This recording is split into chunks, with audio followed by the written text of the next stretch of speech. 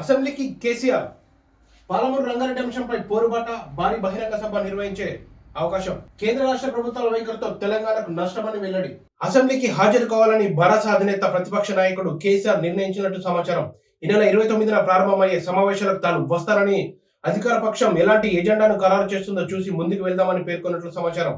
Party నాయకులతో కేసీఆర్ శుక్రవారం సాయంత్రం ఎర్రవెల్లి ఫామ్ హౌస్ లో సమావేశమయ్యారు. అసెంబ్లీ సమావేశాల్లో పార్టీ పరంగా అనుసరించే వ్యూహంపై నేతలకు దిశానిర్దేశం చేశారు.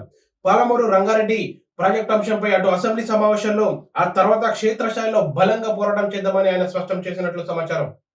కేంద్ర రాష్ట్ర ప్రభుత్వాల వైఖరికి కారణంగానే తెలంగాణకు అన్యాయం జరుగుతుందని ఆందోళన వ్యక్తం చేసినట్లు తెలిసింది. పాలమూరు రంగారెడ్డి ప్రాజెక్టు అంశంపై అసెంబ్లీ సమావేశాల తర్వాత మహబూబ్ నగర్ సమీపంలో మండల కేంద్రంలో భారీ బహిరంగ సభ నిర్ణయించినట్లు సమాచారం. అసెంబ్లీ సమావేశాలకు 15 రోజులు ఉండేలా అధికార పక్షాన్ని డిమాండ్ చేయాలని సమావేశంలో కేసీఆర్ నిర్ణయించినట్లు పార్టీ వర్గాలు తెలిపాయి.